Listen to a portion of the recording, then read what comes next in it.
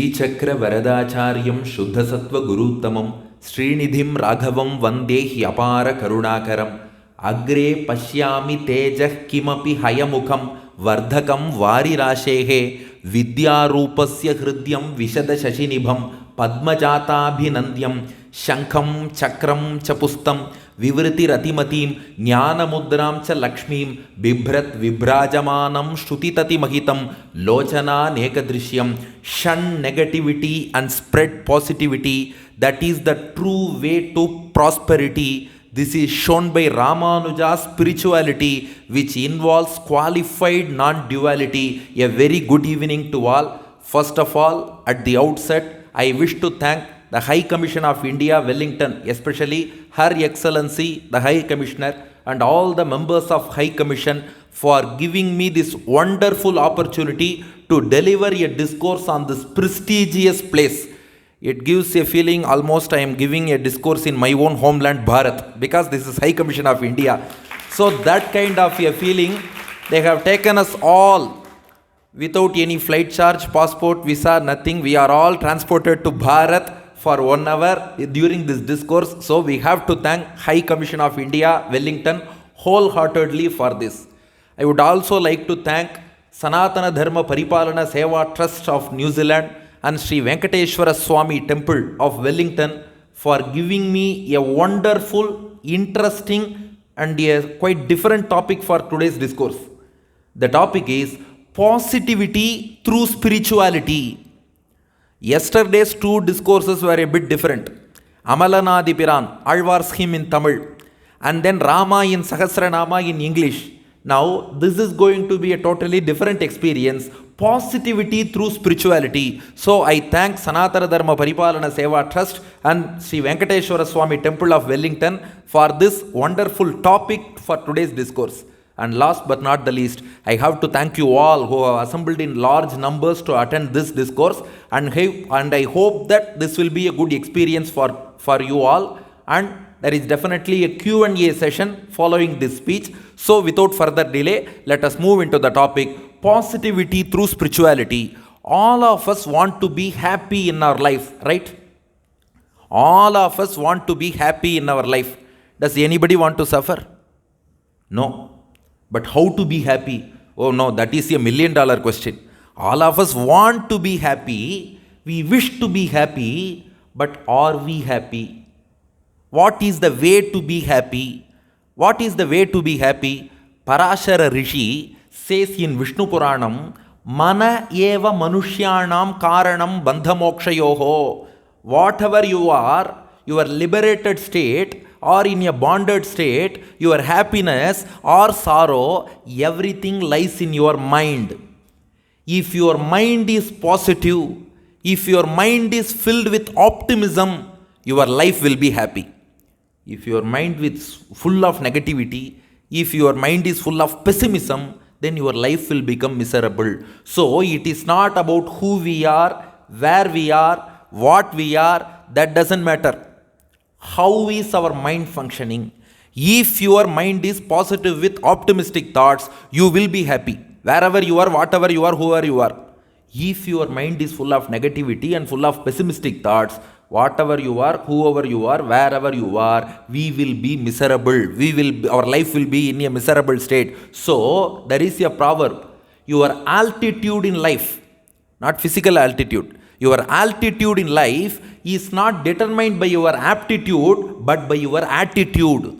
Your attitude decides your altitude. Your mindset determines your life. That's why positive mindset is needed. If we develop a positive mindset, then definitely, no doubt, our life will be happy. So, our positivity determines our happiness in life. It makes our life merry.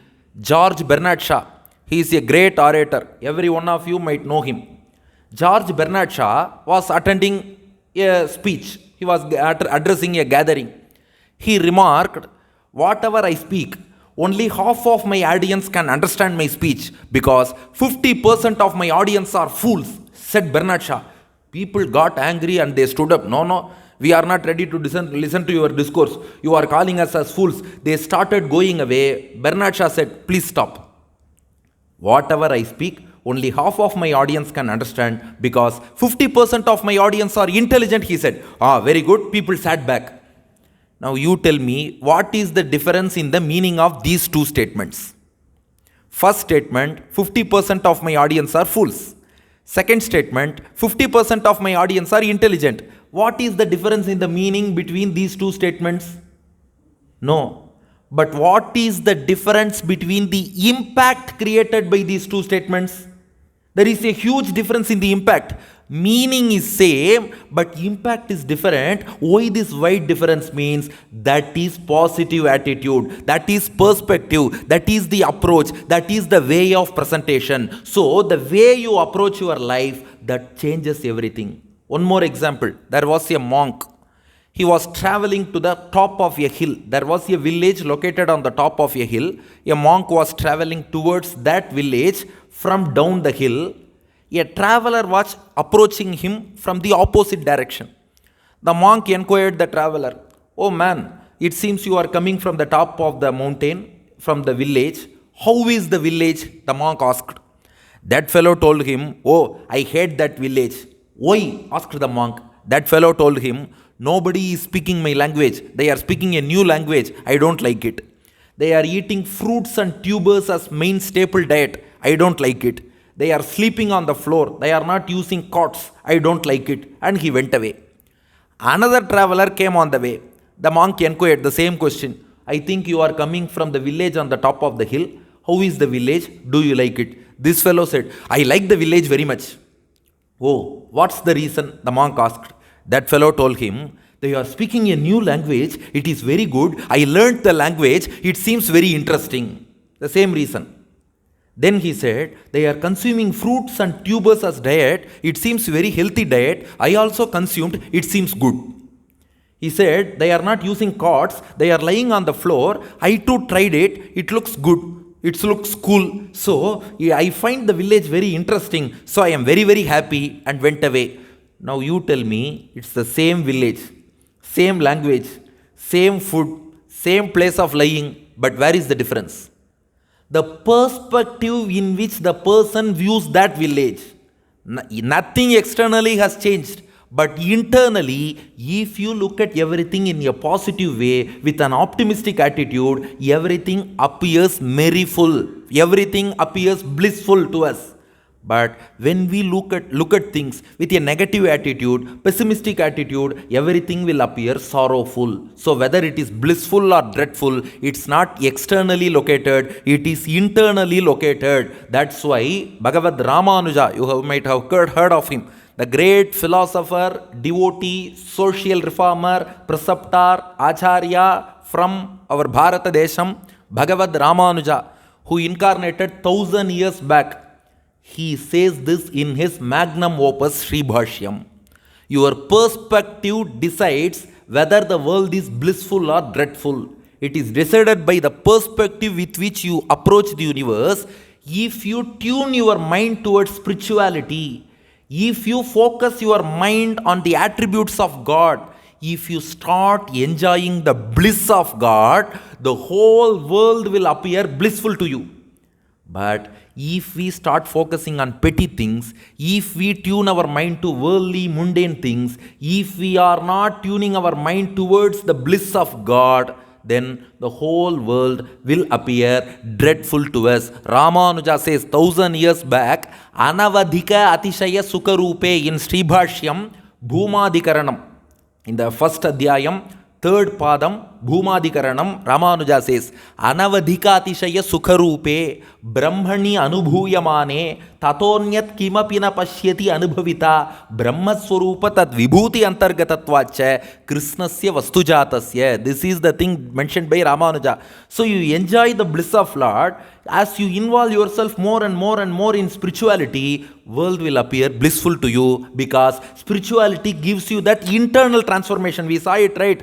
From which perspective you see, world appears in that manner to you. So spirituality gives that internal transformation, internal positivity, thereby making the whole life blissful to you. But if we don't do that, then it will be a mixed bag only. For some, it may be very dreadful. For some, it may be dreadful. For may be dreadful in parts, blissful in parts. That's different. But if we want to have a totally happy life, we have to immerse our mind in the qualities, divine attributes of God. Now, Ramanuja gives one example so that we won't forget this point. The example given by Ramanuja is Yatha Pittopahatena Piyamanam Payaha Pittatarathamyena Alpasukham Viparitam Cha Bhavati Pittanupahatasya Sukhayaiva Bhavati Yathaiva Rajaputrasya Piturlilopakarnam Atathatvena Anusandhiyamanam Priyatvam Anupagatam Tathatvánusandhane Priyatamam Bhavati Tataiva Niratishayananda Swarupasya Brahmanaha Anavadika Atishaya Asankhyeya Kalyana Gunakarasya Lilopakaranam Tadatmakamcha Anusandhiyamanam Jagat Niratishaya Pritaye Bhavatyeva. These are the words mentioned by Sakshat Ramanuja. He says, if a person is suffering from GERD, have you heard of GERD? GERD. Gastroesophageal reflux disease, GERD. Often these people will have burping, they will have vomiting sensation, nausea, etc. GERD. If a person is suffering from GERD and he consumes milk, that milk won't be tasty to him because the milk will further stimulate his nausea. So he will land up in trouble. Now, you tell me, problem is with milk or his body? Milk is tasty only. But why the milk troubles him? Because he is having problem. He is having GERD, so milk is troubling him. Similarly, problem is not with the external world. Problem is with our mind.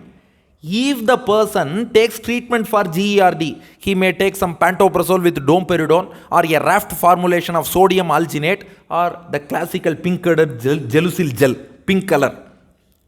If he consumes those medicines and GERD is treated, he is fine. Now he consumes the same milk. Now milk is pleasant and tasty to him. Did the milk change? The same milk. But now it becomes pleasant. Why? His disease has changed. Similarly, the world is as it is. The world is always existing as the same. Problem is not with the world. Problem is with our approach. Problem is in the way in which we approach this world in our mindset. So if we treat our mindset with spiritual practices, then definitely our mind will be immersed in the bliss of God. Our mind will get tuned to positive attitude. Thereby the whole world and our whole life will appear blissful to us. This is the topic given to me, positivity through spirituality. So as we engage in spiritual practices, our minds become positive, thereby whole world and our life will become blissful. This is positivity through spirituality. Now we are going to divide this into 6 parts. Already time is now 6:52. I will conclude by 7:45 and open for Q&A session. Now we are going to split this into 6 parts. Spirituality gives a 6-point formula to develop positivity in life. So we want to be happy. To be happy, our mind should be positive. To make our mind positive, we have to follow this 6-point formula. What is the 6-point formula? Acceptance, clarity, mental strength, internal happiness, faith in God, count on blessings. Acceptance, clarity, mental strength, internal happiness, faith in God, count on blessings. Let me give short definitions for all these 6 and then we will see all those 6 points one by one. Point number 1, acceptance. Don't have false imaginations that life will be full of happiness. Life is not a bed of roses. It has both buds and thorns. So we have to first accept that life is a mixture of happiness and sorrow. Acceptance is point number 1. Spirituality gives you that acceptance. Number 2, clarity. Always have clarity of mind. Our problem is whenever we encounter some problem, we get bogged down. We start worrying. If you start worrying, will that problem go? Oh, this fellow has started worrying. Let me go away from him. No. The problems will multiply if you start worrying. So never get into that shell.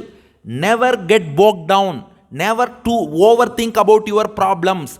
Just have mental clarity. If you have that mental clarity, you can solve all the problems. But when you get bogged down due to the problems, you cannot solve any problems. So develop mental clarity, point number 2. Point number 3, mental strength. If your mind is strong, you can face any problem, you can tackle any situation. But if the mind is not strong, you cannot tackle even a small situation. So develop mental strength. Number 4, internal happiness. Don't search for happiness outside. Bliss and happiness are right inside us, within us. So develop a quest for internal happiness, thirst for internal happiness. Don't search happiness externally. This is point number 4. Point number 5, faith in God. Believe in God, have faith in God. God will never forsake us. God will ensure that whatever situation is today, it will become better tomorrow. God will ensure that. Please believe in Him, have faith in Him. This is point number 5. And last but not the least, point number 6, count on your blessings. We are always saying, oh, I am suffering. No, we have got a lot of positive things, but we are not thinking about them. We are not contemplating on them. Just think, we have been born in a good family. God has given us this birth. God has given us a good body, mostly free from deformities. He has given us a good mind, good intellect. He has given us good friends and relatives. He has given us good job, occupation, education, everything. God has given us. We are definitely better placed than many people in this world. We can see that. So count on your blessings. We have got a lot of positive things, but instead of looking at those positive things, we are focusing on meager, minor, negative things, and that alone leads to all negativity. Because if we get something good in our life, we never say, why should I get this? We never say. But if I get some problem, I will say, why should I get all these problems? So just change that attitude and count on your blessings. So number 1, accept whatever comes in life. Number 2, keep your mind clear. Don't worry too much. Number 3, keep your mind strong. You can face anything. Number 4, happiness is an internal entity and not an external entity. Number 5, have staunch faith in God. No doubt. Please believe in God. Number 6, count on your blessings. Now, can we go through all those 6 points? Number 1, acceptance. Whatever comes, accept things. Because there is no use of getting angry or getting worried if we come across some problem in our life, because we ourselves are responsible for it. Whatever good or bad, rise or fall, happiness or sorrow comes in our life, karma theory says, as we sow, so we reap. Whatever good or bad you get, we might have done something good, karma is a boomerang, comes back to us. We might have done something bad, karma boomerang is coming back to us. When we have to blame ourselves in that case. So when what we do decides our future, then why should we worry or why should we get angry on other people? Nothing doing, but one thing.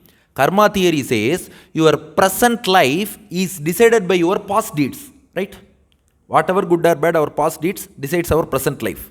Then your future is decided by present deeds. You have got present in your hand. It is a gift of God. That's why it is called present. Present means gift. It is a gift given by God. Yesterday is a broken pot. Tomorrow is may or may not. Today strike the rod that is hot. So we have to accept things and move on towards future and never get bogged down. Never think too much. Just accept things. Because if we suffer today, okay, we might have done something wrong. We are experiencing the result. So we alone are responsible. Let me give you one example. There was a greengrocer or a farmer, say in Auckland. He was a greengrocer, a farmer. He came across the benefits of doing charity, giving donations. So New Zealand is famous for sweet potatoes. So what he did was, he donated 1 kg sweet potato to one poor man every day. Every day, this greengrocer from his shop, he donated 1 kilogram of sweet potatoes to one poor man every day. That life was over. In the next birth, he was born as a king with so much of riches. This king went to a saint and asked him the details about his previous birth. That saint told him, in your previous birth, you are a small scale greengrocer in Auckland market. You used to donate 1 kilo sweet potato per day to some poor man, as a result of which you have become a king. Oh my God! Exclaimed the king. He came back to his palace, summoned all his people, buy all the sweet potatoes in the market, he ordered. Why, they asked. I am going to donate many kilos of sweet potatoes to many poor people hereafter. And then people of New Zealand were unable to buy sweet potatoes from that point, because wholesale purchase was done by palace itself. So wholesale purchase was done, and then he was donating many kilos of sweet potatoes to many poor people, and that life of the king went on. In the next birth, the king was reborn as a wholesale greengrocer in Wellington market. A wholesale greengrocer in Wellington market. He went to a saint and asked him to research about his previous births. That saint told him, when you are a small scale greengrocer in Auckland market, you donated 1 kilo sweet potato to one poor person per day. You became a king as a result of that. In that birth, you donated many kilos of sweet potatoes to many poor people, as a result of which you have landed up as a wholesale greengrocer in Wellington market. No, this fellow asked, if I donate 1 kilo sweet potato to one poor person, I become a king. If I donate many kilos of sweet potatoes to many poor people, I should become an emperor, right? Right? The saint told him, oh man, as a greengrocer, donation of 1 kilo sweet potato is a good donation for your level. But even after becoming your king, your mindset is on sweet potato only. You are not intent on giving gold or diamond or silver or gems. Your mindset is always focusing on sweet potatoes. So as you think, so you become. Yad bhavaha tad bhavati. Your focus is always on vegetables. So you became a wholesale greengrocer in Wellington market. This is karma. So there is no use in saying, oh my God, I am suffering. Whatever we do, whatever we think, that we become, that we get. So instead of getting bogged down or instead of thinking, just accept things. Okay, we have done something, but you have got the present in your hand. If we work today, from today onwards, if we develop positive attitude, we can change that. There is no use in saying that, oh my God, I am suffering. There is no use in crying. There is no use in getting bogged down. One more thing. Life has thrill only when it has ups and downs. This unpredictability gives a thrill to our life. That's why we used to say life is like an ECG. Electrocardiogram, you can see that the P wave will go slightly upwards, Q wave will come downwards, R again upwards, S downwards, T upwards, PQRST. This is the wave pattern in ECG. Only if the ECG has ups and downs, it means the patient is alive. Similarly, only if life has ups and downs, life will be lively. If ECG becomes straight line, it means patient is gone. He has got visa for the upper world. Similarly, if life becomes a straight line, there won't be any liveliness in our life. Life is known for its thrill. Life is known for its unpredictability. We don't know what will happen the next day. So that is the thrill in life. So whatever may come, we have to accept. You know one story, there was a competition, essay competition. They called for people to write a thriller story. As a part of essay competition, we will give you such and such prize. The best thriller story will be selected for the prize. A 15-year-old boy wrote a thriller story and got the first prize. What was the story written by that 15-year-old boy? The thriller story. Nothing. That boy wrote, first prize story, thriller story. That boy wrote, there was a mason in one town.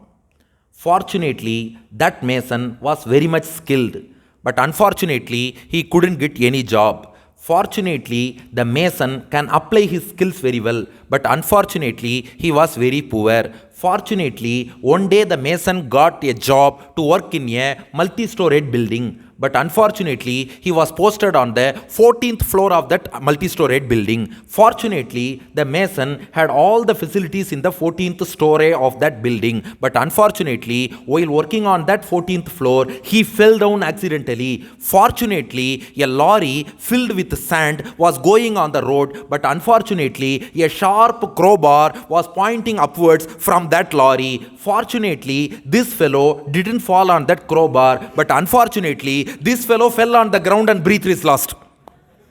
This is life. Because life will give you full tosses as well as bounces. Can you predict when will a bowler bowl a bouncer, or when will he bowl a full toss? We don't know. But if it is a full toss, hit it for a 4 or 6. If it is a bouncer, please duck down. Don't get hit on the head. But if a bowler bowls always bounces, then it won't be interesting. People will switch off the TV. If the bowler always bowls full tosses, then also it will not be interesting. A cricket match, it should have over pitch delivery, full length delivery, short pitch delivery, full toss, everything. Similarly, if life has to be interesting, it will be a mixture of everything. That's why this thriller story bagged the first prize. This is the greatest thriller story. Every one of us, our life is a thriller story. So just accept whatever, come what may, that will change. Because if a bowler bowls one bouncer, rest assured that a full toss is coming next. Similarly, if something bad comes, don't worry, another good thing will come. So this is point number 1. Whatever sorrow, whatever thing, whatever bad comes in your way, don't worry, something good is coming next. If a bouncer is coming, next a full toss will be coming. This is point number 1, acceptance.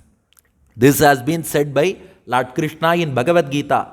Sukha dukke same kritva labha labhau jaya jayau tato yuddhaya yujyasva naivam papam avapsyasi. Whatever you get, sukha dukke, it may be happiness or sorrow. Labha labhau, it may be profit or loss in your business. Or jaya jayau, it may be victory or defeat. Whatever it is, accept everything and move on. This is point number 1. Point number 2, never get bogged down. Why should we keep it as a separate second point means, you may tell me, it is good to listen, but it is very difficult to apply. Whenever you get sorrow, you should smile. Can we smile? People around us will make fun of us. We are having too much of problems, but this fellow is laughing. Please consult a psychiatrist, our friend will say. No, never get bogged down. Let me ask you one question. Just because you feel depressed due to problems, just because you worry about your problems, will your problems change? No, your problems will increase. But if you approach the problem with clarity of mind, without any depression, without getting bogged down, I am not sure you will be, but you may be. You can definitely solve the problem. You will be able to solve. I may not say, but you can solve. You may be able to solve. But if you get bogged down, you will not be able to solve the problem.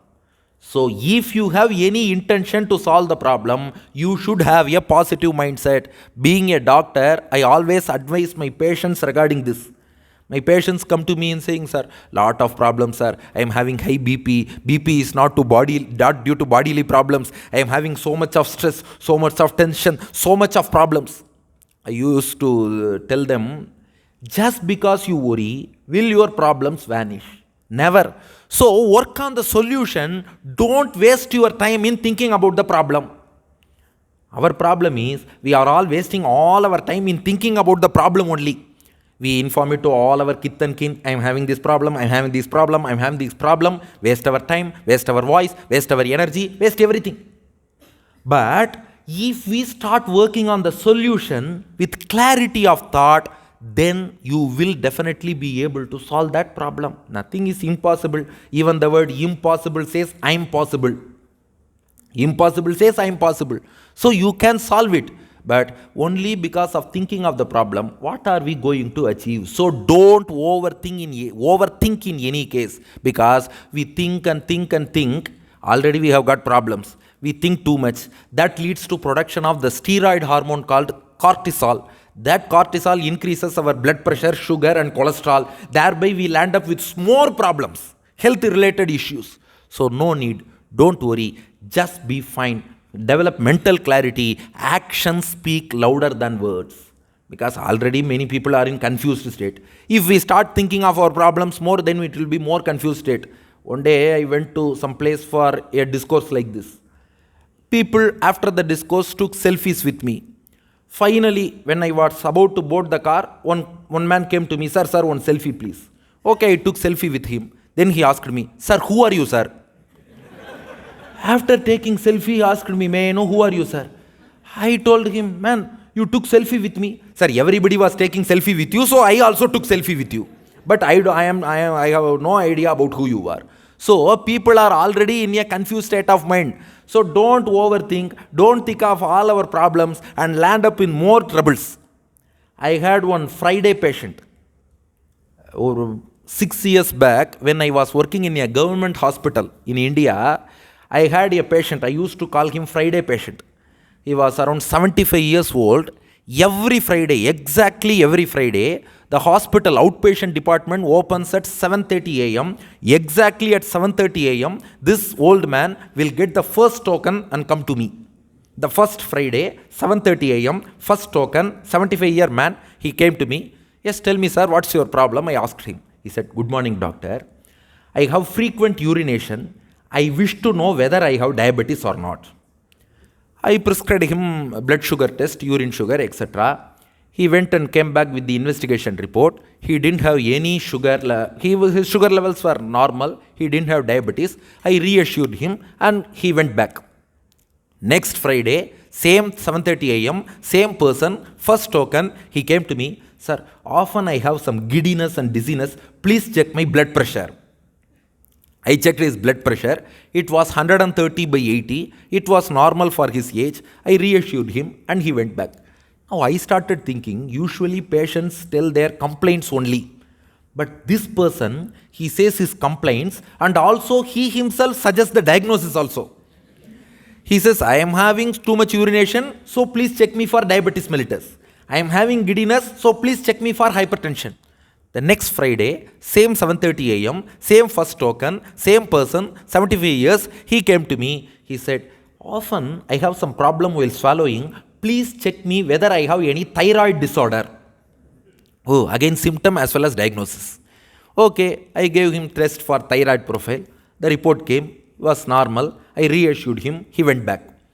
Fourth Friday, he again came. He told me, sir, I often have some pain in my abdomen, so please take a USG abdomen scan and check whether my abdominal organs are fine. Okay, prescribed USG. He took the investigation, came back, everything was fine. I reassured him. While sending him back, I told him a small advice. Please don't watch TV on Thursday nights. Please don't watch TV on Thursday nights. On the next Friday, this man didn't come to my outpatient department. Why? In India, on Thursdays, by 10:30 p.m. night, there is a program in TV, Doctor at Your Call. A doctor appears on TV and he describes about many diseases and also the signs and symptoms of those diseases. This person from 10:30 to 11, he watches that program. Oh, this is the symptom of that disease. This is the symptom of that disease. After 11 p.m., he doesn't get sleep. So he keeps on thinking, oh, this is the symptom of diabetes. This is the symptom of hypertension. Thinking. The next morning, he feels that he is having those symptoms. Because the nature of human mind is, whenever you read about the symptom of any disease, it will appear as if you are having those symptoms. This fellow has thought about symptoms all through the night. So the next morning he come to the hospital saying that I am having this symptom, he is having nothing. Problem is here. So once you start overthinking about your problems, you cannot find the solution. But if you stop thinking, solution is coming. How? If he stops watching the TV, next Friday he is not coming to OP. If he watches TV and he thinks, he will come to OP. Similarly, if you think about your problems, you will get bogged down. If you have mental clarity, you can focus on the solution. This is point number 2. This has been given by Krishna in Bhagavad Gita. uddharet atmanatmanam natmanam avasadayet atmaiva hi atmano bandhuhu atmaiva ripuratmanaha bandhuratmatmanastasya yena atmaiva atmanajitaha anatmanastu shatrutve vartet atmaiva shatruvat. Now it's our duty, we are our own friends and we are our own enemies. Our mind is our friend, mind is our enemy. If you utilize your mind properly with positive thoughts and mental clarity, your mind will become your friend. If it goes otherwise, your mind itself will become your enemy. So have mental clarity. This is point number 2. So point number 1, accept all. Point number 2, have clarity. Point number 3, develop mental strength. If you have mental strength, you can face anything. But if you don't have that mental strength, even if a small problem comes, you cannot face that. That mental strength is given by spiritual practices. The more you involve in spiritual practices, you can meditate on God, you can listen to the glories of God, you can chant the names and glories of God, you can serve the devotees of God, you can offer flowers to God, you can do service in temples, you can surrender yourself, sharanagati, to God. There are many ways in worshipping God. Prahlada says Shravanam, Kirtanam, Vishnusmaranam, Padasevanam, Archanam, Vandanam, Dasyam, Sakhyam, Atma Nivedanam. There are many ways to worship God. There are many ways to show our love to God. As you involve yourself in those spiritual practices, it may be meditation, it may be chanting, it may be listening to glories, it may be serving in temples, anything. But as you involve in spiritual practices, your mental strength will improve. Let me tell you one example, because I was thinking about example to tell for this point. Just when I was about to leave to this place, I received a phone call from my friend urologist, Dr. Gokul from Tirunelveli in Tamil Nadu. He is a urologist. I stayed in his home for 1 week in the first week of February, as I had to deliver a 1-week discourse, spiritual discourse there. I stayed in his home. He is a leading urologist in Tirunelveli in Tamil Nadu. He requested me to teach the procedure of doing daily puja at home. We say Tiruvaradhanam, daily puja at home. He requested me to teach him that procedure so that he will do daily puja. I taught him, and I finished that 1 week stay in his home by February 8th or 9th, and then I proceeded to Auckland, Wellington here. Now he called me and told me, for the past 1 week, as you had taught, I have been doing daily puja to God and then going to my clinic. I am feeling very much positive. Everything is appearing positive to me. I can observe an evident change in my life. Just 10 minutes of puja, it can change your life. He told me, this is a fact. I just received a phone call from him. He told me, I can see a tremendous change in my life. Because just you involve yourself in spiritual practices. Of course, you can start with 10 minutes or 20 minutes a day. It will improve over time, but that will give you enormous mental strength. I will quote you one more example, because yesterday I promised you that I will tell you about a 4-shloka Ramayanam. Now this is the story of that 4-shloka Ramayanam for mental strength. In 1940s, my grand preceptor of my preceptor, Ashukavi Villur Srinidhi Swami. In 1940s, there was an epidemic of smallpox in India. Villur Srinidhi Swami, he was also affected with smallpox. Smallpox was a deadly fatal disease in those times. Doctors came and examined him. The doctor told the wife of Villur Swami, he will not cross this night. He will die before tomorrow morning. Saying so, the doctor went back. Now, Villur Srinidhi Swami, he is an ardent devotee of Lord Rama. He now prays to his Lord Rama with utmost mental strength. He prays to Lord Rama, "Oh my dear Rama, I am not afraid of death. I have that mental strength. I can face death. I am not afraid of death. But one thing bothers me," he said. What is it? He said, if I am dead, I should not worry, because I am going to reach the lotus feet of Rama. Why should I worry? Even if I die, I am going to come to your feet only, Rama. But if I die at 30 years of age, in 1940s he was 30 years old. If I die at 30 years of age, People will criticize you, Rama. I cannot bear that. People will say, oh, what is this God Rama?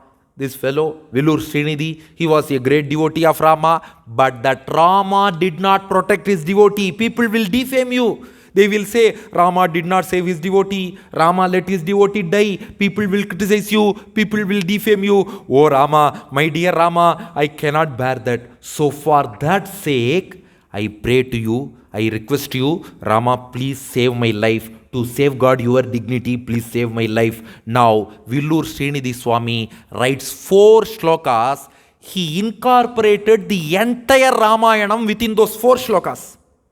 It is called Chatushloki Ramayanam. Just look at the frame of mind he would have been in that position. He was in excruciating pain. He was at the verge of death. It was not sometime Krita Yugam, Treta Yugam, Dwapara Yugam. No. In this Kali Yugam in 20th century, a mortal human being like us with excruciating pain on the verge of death. Now praise to Rama, please save me from death. Doctor has declared tomorrow morning I will not be here. I may not survive beyond this night. Yet I believe in you, Rama. Please bless me. He starts writing 4 shlokas. Shloka number 1. This covers from Sri Rama Jananam to Sita Kalyanam. From the birth or incarnation of Rama to the marriage with Sita. Shlokam number 1. Please listen. Ramah Kaushikam Anvagat Pathimuner Vachavadhitatakam Satram Tasya Rarakshatena Kathitaha Shushravatastah Kathaha Gatvato Mithilam Vidhaya Drishadam Yoshinmanim Sanmunehe Bhantva Dhurjati Chapamapa Ramanim Sita Bidanamapi. Rama came as the son of Dasharatha. He learnt all Shastras from Vasishtha. He went with Vishwamitra to protect his Yagam. He destroyed Tataka, Subahu, and he threw away Maricha. He protected the Vishwamitra's Yagam. He listened to stories mentioned by Vishwamitra. He then turned Ahalya, who was a stone, into a damsel. He then went to Mithila. He broke the bow of Shiva. He married Sita. Shlokam number 1 over. Shloka number 2.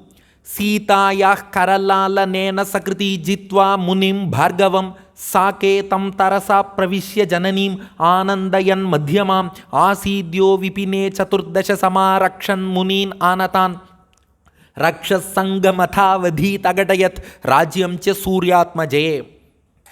While coming to Ayodhya along with Sita, he won Parashurama. He then lived with Sita in Ayodhya for 12 years. Then, to please his mother Kaikeyi, to safeguard the vow of his father Dasharatha, Rama proceeded to forest with Sita and Lakshmana. In that forest, Rama saved many rishis from Asuras, and then he performed coronation for Sugriva by killing Vali. Vali Vadam. Up to Vali Vadam, 2nd shlokam. Now 3rd shlokam. Vayoratma bhuva tato hanumata patho dhiparasthitam pranebhyopi gariyasim priyatamam vignaya rakshoghritam setum vari nidhau vidhaya vividha nantagha vidvamsanam lankayam vilulava ravana shiro brindani vandeyatam. Using the help of Hanuman, he found out that Sita was imprisoned in Lanka by Ravana, and then he went to Sri Lanka with the Vanarasena. He built the bridge called Setu, which destroys all our sins just by darshan of Setu. Crossing the sea, he went to Sri Lanka and then chopped off the heads of Ravana and his demons, and he rescued back Sita. 3rd shlokam. Now final shlokam, the coronation of Sita Rama Pattabhishekam. Aruhyatha vibhishanena subhagam bhaktya samaveditam manyam pushpakam anjasa nijapurim agatya mitrairvrtaha anandaya vasishtha kashyapa mukhaihi pattabhishikto vibuhu tasmin jagrati janaki priyatame ka nama bhitir mama. He writes, in the Pushpaka Vimanam of Vibhishana, Rama, Sita, Lakshmana, Sugriva, Vanaras, Vibhishana, everybody came back to Ayodhya. Rishis performed coronation for Rama. After getting coronation, along with Sita, that Pattabhi Rama, that Raja Rama, that Janaki Rama is ever awake to save every one of us. That Rama, he is still the king. Rama is awake to safeguard every one of us. If the Janaki Rama is awake to save me, Why should I worry about my disease? I have got my mental strength. If the trauma is there for me, why should I worry about my disease? With this, he has concluded this 4-verse Ramayana. He then writes one Palashruti. Dhanushkara Chatushloki, Dhanushpura Kavirita, Marikatara Chittanam, Mariti Mitaram Dishet. Those who chant this 4-verse Ramayana, Mari will not affect them. What is Mari? Usually we say smallpox is Mari, but in Sanskrit, Mari means virus. During COVID-19, our Prime Minister used to say Corona Mahamari. In Sanskrit, Mari means virus. Those who chant this 4-shloka Ramayana will not be affected by any Mari, any virus. Smallpox is also a virus. No virus, no bacteria, no germ, no infective organism will affect the people who chant this 4-verse Ramayana, he has concluded. So, verse number 1, Rama Jananam to Sita Kalyanam. Verse number 2, Parashurama Bhangam to Valivadam Sugriva Pattabhishekam. Verse number 3, Sundarakandam Hanuman finding Sita to Ravana Vadam. Verse number 4, Sri Sita Rama Pattabhishekam, he has concluded. The next morning, the same doctor comes to his home. Why? To declare death, because the doctor has already decided. To declare death, the doctor came. Villur Swami was lying on his bed. The doctor just took his hand to check the pulse so that he can declare. But the doctor was shocked. He called the wife of Villur Swami. He told her, "My God, this is a medical miracle, madam. He is recovering. His pulse is normal. His rhythm is regular. He is recovering. I have not seen such a case in my entire medical career. How is he recovering?" Villur Swami said, "I wrote 4 shlokas to my Lord Rama. My Lord Rama has rescued my life," he said. Then that 4-shloka Ramayana became famous. But people started questioning. There are always some people who will find out some mistakes in everything. People found out one mistake in this 4-shloka Ramayana. Can you say what is it? One episode is missing in this 4-shloka Ramayana. What? Ravana kidnapping Sita is missing. Immediately some people will, no, this is wrong. You have made a mistake. Villur Swami told them, "Do you know with what mindset I wrote this Ramayana? I was in excruciating pain. I was almost into the jaws of death. Had I written that Rama and Sita were separated, my life would have gone in that shock. This devotee cannot say in his words that God and Goddess were separated. I cannot bear that sorrow. Not only that, if I die writing that Rama and Sita separated, the Ramayana will hang in between saying that Sita Rama were separated. No, that is a grave sin. So instead of saying negatively that Sita Rama got separated, he just skipped that incident of Ravana kidnapping Sita. He told that positively in the 3rd verse that Rama found out that Sita was imprisoned in Lanka by Ravana through Hanuman. So I wrote it positively so that won't hamper my life. That won't cause a shock which is bad enough to kill myself. So I am not worried about death. But that Ramayana should not hang in between saying that the Lord and Goddess are separated. That's why I wrote like that. This 4-shloka Ramayana, even during COVID, we chanted in the temple of Vaduvur near Tanjavur. That Vaduvur Rama is the favorite deity for Villur Swami. In that Vaduvur Rama temple, we chanted this 4-shloka Ramayana to get over COVID Mari.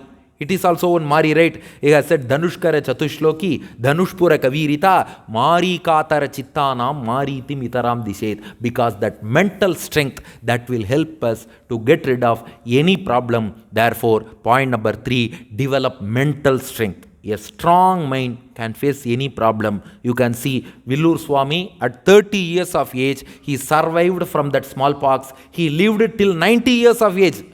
Just look at the next 60 years. He lived till 90 years. He received President of India Award in 1986.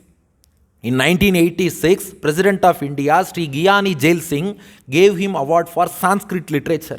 He wrote around 2,000 verses in Sanskrit. 20,000 shlokas in Sanskrit he wrote. and bagged President of India award for contribution to Sanskrit literature. So mental strength can make you live long. This is point number 3. Now coming to point number 4. Seek happiness internally. Our problem is we are searching for happiness in all places and we get disappointed. Oh, I cannot get happiness. Now, happiness is right within us. Bliss is right within us. This is explained by Chandogya Upanishad. In Chandogya Upanishad, there is a story, but I will leave it to you to decode the story. Let me tell you the story first. Chandogya Upanishad says, there was a beggar. That beggar, he sought alms from people. He used to say, I am a beggar, I am very poor, I have no money, I have no money, I have no money. He used to say. This beggar, having only 100 square feet of land to his name, he was begging for alms from people. But he didn't know one thing. The 100 square feet of land he is possessing, right? It was a golden mine. The entire gold in that mine belongs to this beggar only. But this beggar doesn't know that the property which he is possessing is a golden mine. He thinks that it is a barren land and he is seeking alms. Chandogya Upanishad asks us, who is that beggar? Now we have to decode it. Chandogya Upanishad says, Tadyatha hiranya nidhim nihitam akshetrajnaha upari sancharanto na vindeyuhu evamevema sarvah prajaha aharhar gachantya yetam brahmalokam na vindanti anritena hi pratyudaha. Every one of us is that beggar. What? Are we beggar? I am rich. No. We are rich in money. That's different. Chandogya Upanishad says we are all that beggar. Because that beggar has a golden mine as his property. But since he didn't realize that, he says, I am poor. Similarly, God, who is a mine of bliss, is right within us. Having the blissful God right within us, we are saying, oh, I am suffering, I am getting sorrow after sorrow, oh, I am getting, my life is very much dreadful, grief after grief, sorrow after sorrow, hardship after hardship, difficulty after difficulty. We are saying all are external entities, but just look inside, keeping God, who is the embodiment of bliss, right within us. Is it right to say that I am suffering? That's why there was a sage. That sage used to have 3 wooden blocks as his property. Wherever he lies down, what he will do is, he will put 1 wooden block to support his head, 2nd wooden block to support his hip, 3rd wooden block to support his feet, and he will lie on the floor itself. He had 1 metallic sheet with him. He will cover his body with that metallic sheet. Why? Because if he trains, he will just sleep on the floor itself. It may rain, it may be open place, he will sleep there. If it rains, that metallic sheet will protect him. But the water will run on the floor, right? But he has got 3 metallic boxes below him. The water will run through the gap between those boxes. Water will not affect him. He will be sleeping. While doing meditation, he will place that metallic sheet below the 3 wooden boxes, one above the other, and then sit on it and perform meditation. No reptiles will come near him. This was the daily routine of that sage. A king observed this sage. Wow, what great sage. He is having only 3 wooden blocks and 1 metallic sheet. He is leading his whole life with this property. Oh, I am very much surprised. The king went to him. Oh sage, I want to give you a room in my palace. Can you come? He asked. The sage readily accepted. Okay, I will come to your palace. The sage went to the palace of a king. The king arranged a royal couch, a great cot with superb bed for this sage. Royal couch, everything the king arranged. The sage went to sleep. What did he do, you know? He kept the metallic blocks along with him, metallic sheet and then wooden blocks. He placed 1 wooden block for his head, 1 wooden block for his hip, 1 wooden block for his feet, and then he lay above that wooden block on the couch and then covered himself with the same metallic sheet. The king saw that. What is it? Strange. I have given you a superb royal couch. Why should you leave this royal bed and you have again the wooden block above this royal bed? What is this? Asked the king. Now the sage replied, O king, you are thinking that happiness is in the royal couch, but I feel that happiness is right within me. So wherever I am, let me be as I am. So if I am if I am staying below a tree, then also I will be in the same way. If I am given a royal couch, then also I will behave in the same way, because happiness is not an external entity. It does not depend on whether you are under a tree or whether you are in a palace. Happiness is within all of us. So I am happy with my property, so let me be happy, he said. So happiness is always an internal entity. Swami Vedanta Deshika, he was a great scholar. He lived 750 years ago in Bharatam. He was very poor. He was seeking alms, Unchavritti. His friend Vidyaranya, he was a minister in Vijayanagara Samrajyam, in the royal court of the king. Seeing the plight of his young friend, of childhood friend, Vedanta Deshika, this Vidyaranya, he sent some royal messengers to Vedanta Deshikan, asking him to come to the court. You can lead royal life here. But Vedanta Deshika refused to come, and he wrote a letter to Vidyaranya refusing to come. That is called Vairagya Panchakam. In that he says, who told you that I am poor? I am very rich. Nasti pitrarjitam kinchit. I don't have any riches which were given to me by my father. Namaya kinchitarjitam. I have not earned money, but Asti me hasti shailagre vastu paitamaham dhanam. Yet I am not poor.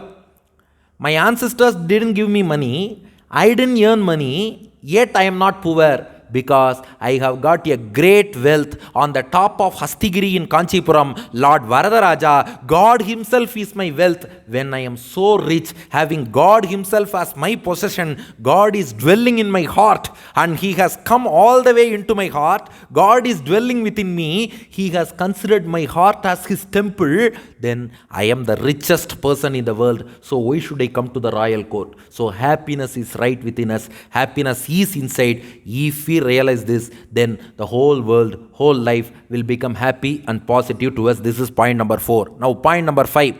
Have faith in God. If you have faith in God, God will definitely never forsake us, because everything lies in how we approach it. History is an interesting subject, but geography is a boring subject. Am I right? History is an interesting subject because we get a lot of information about wars, kings, battles, everything. History will be full of stories, so we will enjoy. But geography, it is a dry subject. It will describe the terrain, mountains, rivers, oceans, etc., continents, etc. But if your teacher is bad, history will become boring. But if you get a good teacher, even geography will become an interesting subject. So it doesn't depend on the subject, it depends on the teacher. Similarly, if you resort to God, he will make even the most miserable thing merry to you. God can make that, because prayer is the greatest medicine. If you pray to God, he can change any situation. For example, take the case of Kunti. Do you know Kunti? Who is Kunti? The mother of Pandavas. Kunti made a queer, strange prayer to Krishna. Kunti prays to Krishna, please give me a lot of troubles in my life. Will anybody ask this? Wanting trouble. Kunti asked, oh Krishna, give me a lot of troubles in my life. Krishna asked her, oh, already existing troubles are enough. Why are you asking for more? Kunti said, as you give more and more troubles, I will pray to you more and more. It will intensify my devotion. It will increase my faith on you. It will strengthen my devotion. And each time I encounter a trouble, each time you come to me and save me. Whenever these Pandavas encountered any trouble, Krishna came in front of them. Krishna saved them. So each time a trouble comes, we are able to have your darshan. Give me more trouble. So if we develop faith in God, geography itself becomes interesting. Even troubles, they appear as one form of gift of God. That kind of mindset God will give us. Of course, he will remove our troubles, no doubt. At the same time, even if some trouble comes, God will change the perspective with which we approach the trouble.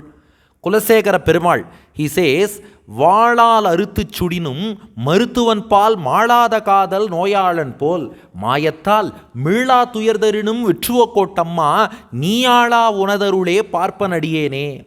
A doctor uses his scalpel to cut the body of his patient. Has any patient fought with a doctor for cutting him? Has any patient scolded the doctor for inflicting pain? Has any patient put case on there are other cases, that is different, consumer case. But has any patient filed a case that this doctor has cut me with a knife? Has any patient complained regarding that? Why? Why? Because patient knows that doctor is doing it for his good only. It may be temporarily painful, but doctor is doing it for permanent health. The same case, God may give some troubles. It is a temporary trouble to give us maturity for permanent happiness only. So faith in God gives you that maturity so that whatever trouble we encounter, God is giving it as a treatment to give us more maturity. That's why வாளால் அறுத்து சுடினும், a doctor may cut with knife, he may give heat with cauterization, but மருத்துவன் பால் மாளாத காதல் நோயாளன் போல், the patient still respects the doctor. Similarly, even if God inflicts pain and troubles to us, we should not lose our faith in God, because the same God who gives us troubles is going to save us. This trouble is only to make us mature further. This temporary, in India metro rail system, you can see many roads will be filled with that metro thing. So we have to take diversion. But they have written one wording, inconvenience today for a better tomorrow. Wherever metro work is going on, they write inconvenience today for a better tomorrow. So all troubles are inconvenience today for a better tomorrow. Never lose faith in God. God will never forsake us. This is point number 5. Time is 7:40. On time, point number 6. The last but not the least, count on your blessings. Our problem is we overlook all our positive things. We are bestowed with many positive things: good health, a healthy body, good frame of mind, caring parents, perfect partner, good sweet children, a good occupation, nice education, everything we have got in life. Just count on your blessings rather than focusing on, oh my God, I have got that problem, this problem. Narada says a 3-point formula. 3-point formula to be happy in life.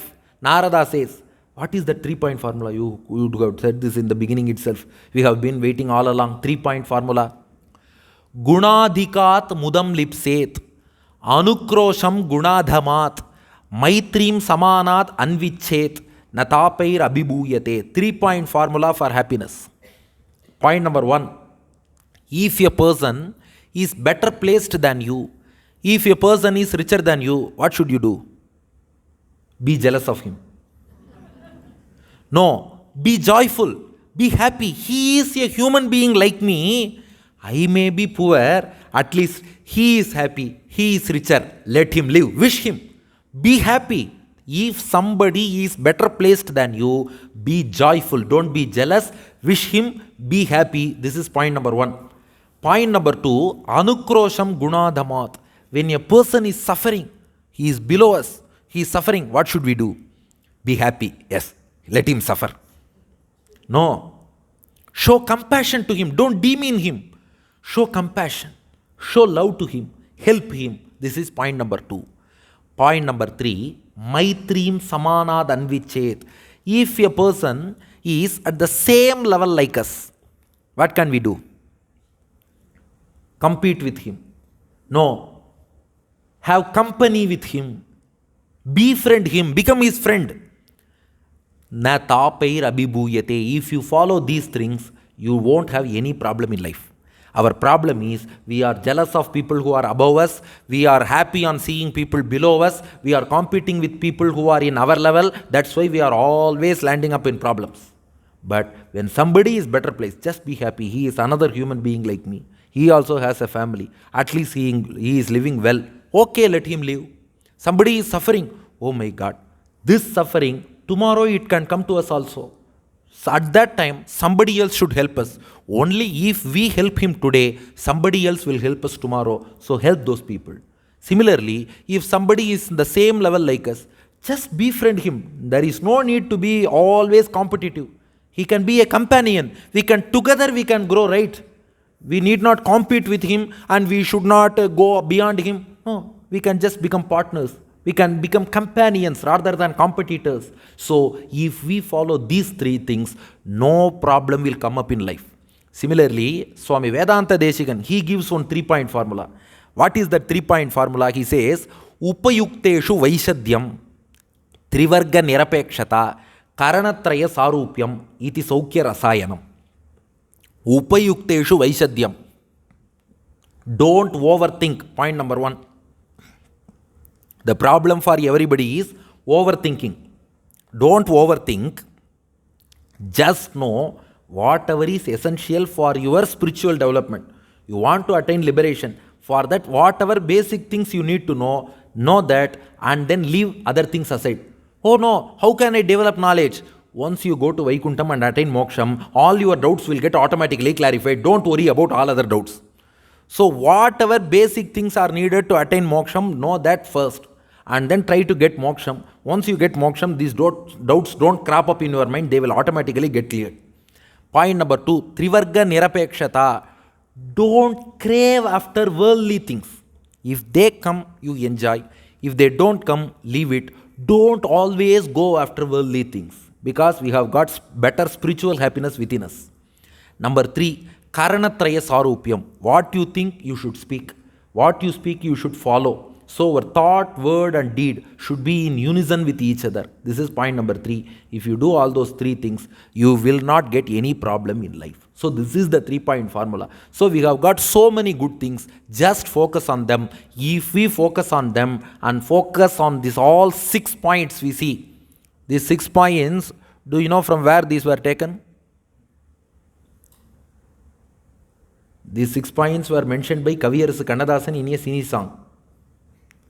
மயக்கமா கலக்கமா மனதிலே குழப்பமா வாழ்க்கையில் நடுக்கமா.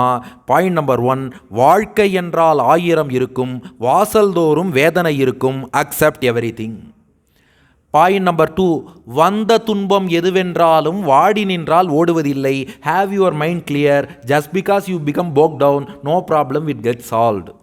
Point number 3, எதையும் தாங்கும் இதயம் இருந்தால் இறுதி வரைக்கும் அமைதி இருக்கும். If your mind is strong, you can face any adversity. Point number 4, ஏழை மனதை மாளிகையாக்கி இரவும் பகலும் காவியம் பாடி. Happiness is right within you, God is within you. Make your heart as a temple, enshrine God in that temple and enjoy the spiritual internal happiness. And point number 5, நாளை பொழுதை இறைவனுக்கு அளித்து நடக்கும் வாழ்வில் அமைதியை தேடு. Don't over think about all those things. If you have faith in God, நாளை பொழுதை இறைவனுக்கு அளித்து leave every thing to God. God will take care of you and ensure that you are peaceful. Point number 6, count on your blessings. உனக்கும் கீழே உள்ளவர் கோடி, நினைத்து பார்த்து நிம்மதி நாடு. Many people are even below us, even they are living happily. Why should we worry? I will conclude this discourse with one motivating point. My grand preceptor Ashukavi Villur Swami, I told you, his life was saved by Lord Rama. Again, a few years later, in the 1940s, his father, Villur Swami's father, had got many debts. Villur Swami, being the only son to his father, he had to clear all those debts. He sold his home in Vaduvur. He was living in Vaduvur near Mannargudi, Tanjavur in Tamil Nadu, India. He had to sell his home, his farmlands, his everything. He had to sell from Vaduvur and he relocated to some other place. He was very much devoted to the deity Rama, who always puts a smiling face in Vaduvur, Punnagai Rama in Vaduvur. Villur Swami was very much devoted to Vaduvur Rama. He goes to the shrine of Vaduvur Rama and tells him, "Oh my Rama, I have to take leave of you now because I have sold my entire property.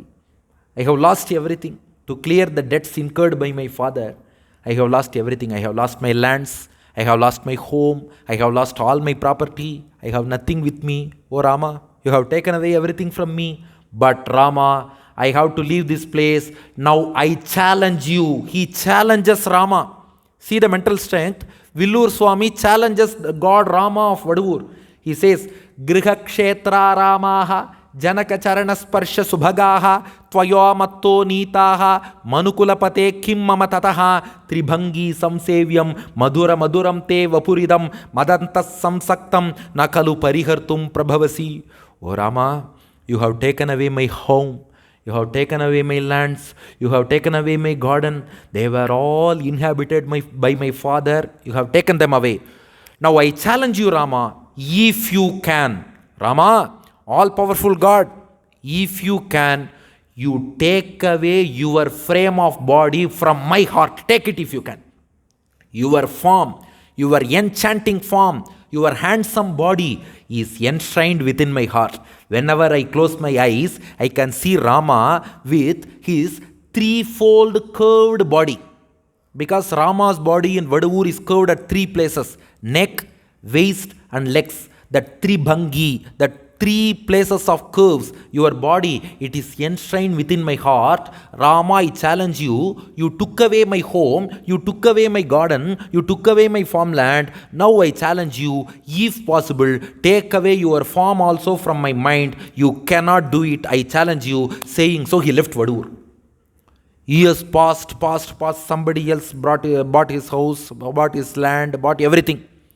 1980s. 40 years later, 4 decades later, 1980s, Villur Swami's sons, they graduated, they went into great posts, they started earning more. Now they had the money to rebuy the same home which was sold in Vaduvur, because he had so much emotional attachment to that home.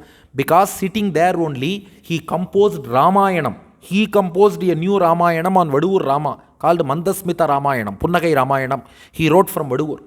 So he was so much attached to that home, they wanted to buy that home again from the person. Will anybody sell home that easily?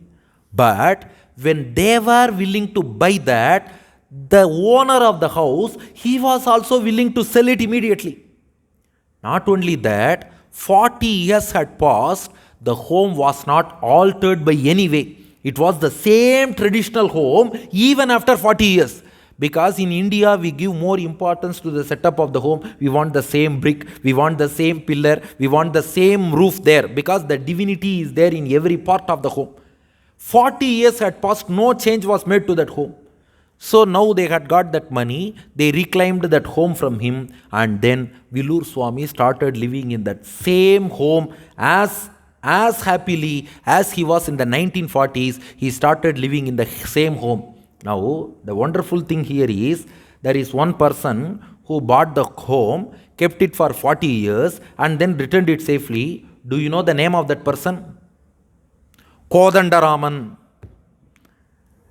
It is all Leela of Lord Rama. Lord Rama himself has bought the home, he has kept it safely, he himself has stayed there, he himself had given the home safely back to him. So it is all Leela of Lord Rama. So if we have faith in God, He will never forsake us. He will definitely make us live happier than ever, richer than ever, with more and more positivity than ever. So if we have to believe this, we should have a positive frame of mind. That positivity is given by spirituality and faith in God. That's why our Sanatana Dharma Paripalana Seva Trust and Sri Venkateshwara Swami Temple of Wellington, along with the land of spirituality is Bharat. That's why our High Commissionerate of India of Wellington have also joined together to present this spirituality, positivity through spirituality. So let us all, with the grace of Lord Rama, follow the 6 steps. First one, acceptance. Accept whatever comes, because life is full of hurdles, not a bed of roses.